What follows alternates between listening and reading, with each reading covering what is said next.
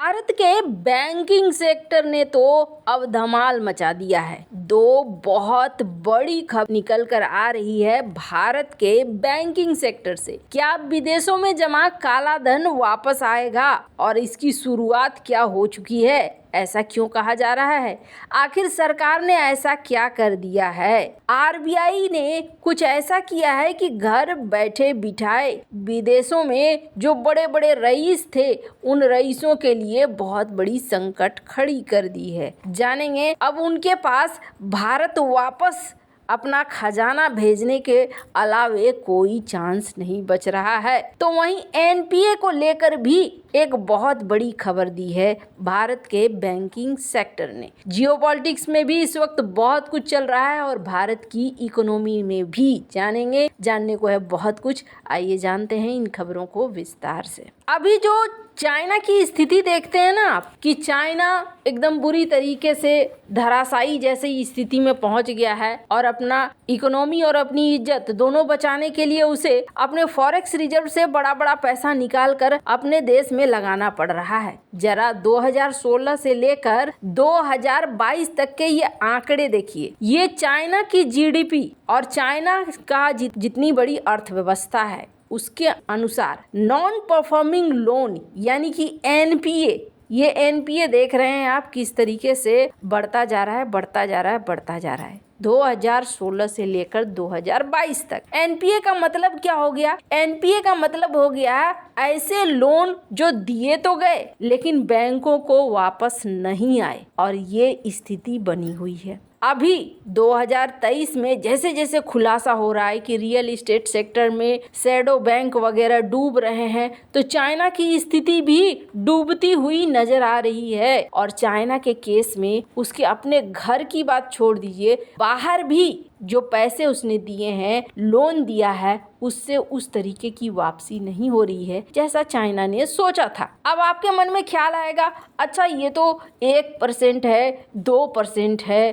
ज्यादा से ज्यादा 3% के आसपास है, 2.98 के आसपास है। तो आपको बता दूं, चाइना की अर्थव्यवस्था भी तो बहुत बड़ी है। उसके हिसाब से ये 2% या 3% ही एक बहुत बड़ी रकम होने जा रही है। अब यहाँ पर चाइना का कहना है कि हमने जुलाई महीने में काफी कुछ कंट्रोल किया है और हमारा जो रेशियो है ना, अब ये रेशियो 1.6% आ गया है अपनी जीडीपी का। ये सितंबर 2023 का ये रिपोर्ट बता रहा है। हालांकि हमेशा इनके आंकड़ों में बड़ी हेर फेर रहती है। खैर जो भी है, पर फिलहाल के लिए नॉन परफॉर्मिंग लोन किस तरीके से किसी देश को क्षति पहुंचाते हैं, इसका सबसे बड़ा एग्जाम्पल हमने देखा चाइना में। अब भारत के लिए क्या खबर आ रही है? भारत के लिए सबसे बड़ी खबर आ रही है, बैंकिंग सेक्टर ने एक बड़ा खुलासा करते हुए कहा है कि हमारे जो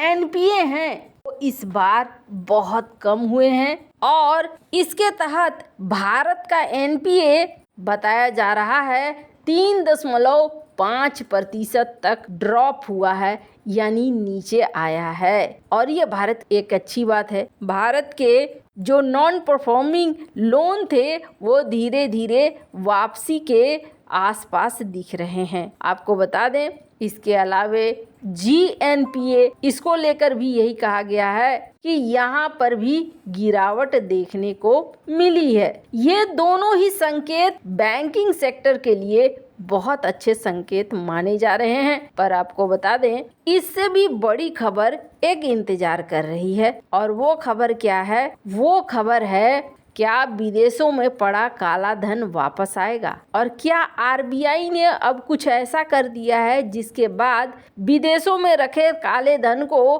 खुद ब खुद उसके मालिक ही घर पहुंचाएंगे? अब ऐसी बात क्यों कही जा रही है? स्क्रीन पर एक आर्टिकल देखिए। इस आर्टिकल में ये कहा गया है कि अब बड़े बड़े इंटरनेशनल बैंक भारत के उन बड़े बड़े लोगों को कह रहे हैं कि भैया हमारे देश में अपना खाता बंद करो। और न सिर्फ बोल रहे हैं, बल्कि कुछ एक ने तो खाता बंद करना भी शुरू कर दिया है। 2 ब्रिटिश बैंक, इसके अलावे एक स्विस बैंक और यूएई की बैंक, इन्होंने अपने देश में भारतीयों के खाते बंद करने शुरू कर दिए हैं और ये पिछले 2 महीने से हुआ है। आखिरकार ऐसा क्यों हुआ? स्क्रीन पर आर्टिकल देखिए आप। हुआ ये है, आरबीआई ने एक नियम ला दिया है और आरबीआई के इस नियम के बाद बुरी तरीके से फंस गए हैं विदेशों के बैंक। अब ये नियम अगर साधारण तौर पर देखेंगे तो आपको लगेगा नहीं इसके तो उपाय हैं,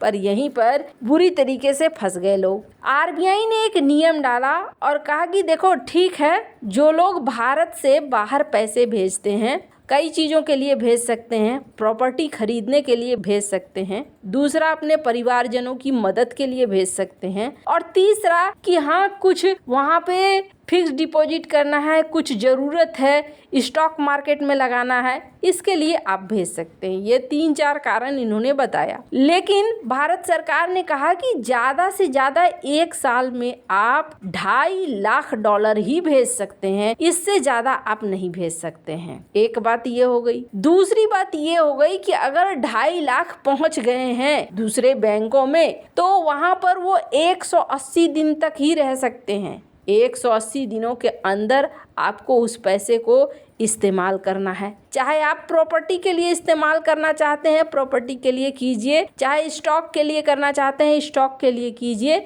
या फिर अपने परिवार को देना चाहते हैं तो परिवार को दीजिए। अब यहाँ पर बंधन लगा दिया भारत ने। आरबीआई की ये जो नियम है, इस नियम के बाद हलचल मच गई बैंकों में। लोग सोचने लगे अच्छा हमारा तो पैसा है यहाँ पर, हम क्या करें? हम ऐसा करते हैं प्रॉपर्टी में इन्वेस्ट कर देते हैं। $2.5 लाख से ज़्यादा नहीं रखने देगी तो हमने प्रॉपर्टी में लगा देना है। और ये प्रॉपर्टी खरीदने लगे। जब प्रॉपर्टी खरीदने लगे तो वहाँ के बड़े बड़े बैंकों को लगने लगा कि हमें क्या फ़ायदा है, हमारे बैंकों में अगर ये पैसे नहीं रखेंगे, पैसे बैंक में आए और बैंक से ये चले गए प्रॉपर्टी में या स्टॉक में चले गए तो बैंक को क्या फायदा हुआ। इन्होंने एक नियम डाल दिया कि $1 मिलियन अगर हमारे बैंक में रहेंगे तो फिर ठीक है, क्योंकि हमें उसकी फीस मिलती रहेगी, और जिनके नहीं हैं ऐसे हम उनको बंद कर रहे हैं। अब यहाँ पर उनके बैंक कह रहे हैं कि इतना बड़ा नंबर हम पैसे को क्यों हैंडल करें जब हमें प्रॉफिट ही न हो, हमें फीस ही नहीं मिले, तुम हमारे बैंकों में रखोगे ही नहीं। अब ये काले धन वाले बुरी तरीके से फंस गए हैं। अगर वहाँ पर प्रॉपर्टी खरीदते हैं तो चलो ठीक है, लेकिन कितनी प्रॉपर्टी खरीदेंगे? और अगर घर वापस लाते हैं तो भारत सरकार पूछेगी कि ये पैसा कहाँ से लेके आए हो और कहाँ लेकर गए थे। दूसरी तरफ विदेशी बैंक रखने को तैयार नहीं है। अब ऐसा माना जा रहा है कि यहाँ स्थिति बड़ी कॉम्प्लिकेटेड हो गई है। वो पैसा या तो वहीं रखे रखे बर्बाद हो जाएगा, या ज़्यादातर लोग उसे वापस ले आएंगे और बोलेंगे जो सरकार काट रही है काटने दो, टैक्स वगैरह, और कुछ तो हमें मिलेगा, बर्बाद होने से अच्छा तो ये है। अब जो भी होगा वो आने वाले समय में पता चलेगा, पर ये एक बहुत बढ़िया मास्टर स्ट्रोक है जो इस वक्त आरबीआई के द्वारा चली गई है। वैसे इन सब मामले में आपकी क्या राय है, कमेंट कर जरूर बताएं। जल्द मिलते हैं अगले वीडियो में नई खबर के साथ।